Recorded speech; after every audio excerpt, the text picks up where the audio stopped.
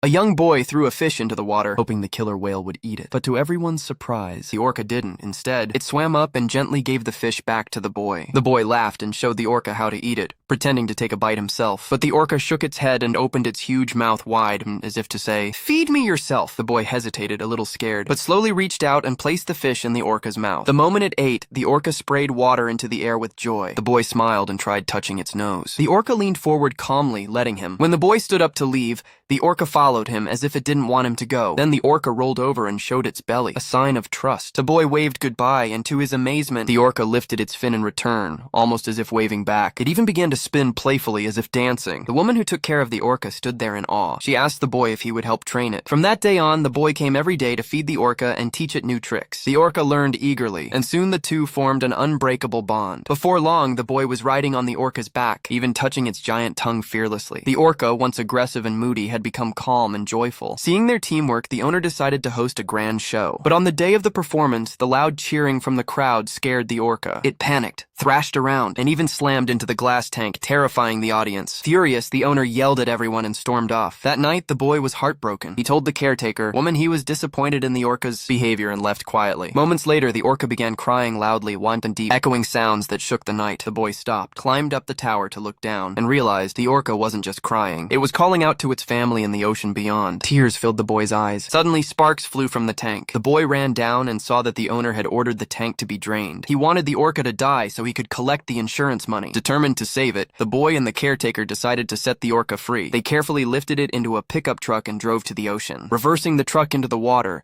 they released the orca into the waves. The huge creature splashed joyfully as it swam toward freedom. But just as everyone began to celebrate, the cruel owner arrived with his men. He sent out fishing boats and nets to trap the orca near the bay. In that tense moment, the boy stepped forward and shouted, signaling the orca to swim toward the ocean wall. The orca looked at him one last time, a silent goodbye. Then, gathering all its strength, it leaped high over the seawall, soaring right above the boy's head, and disappeared into the deep blue. The orca was finally free.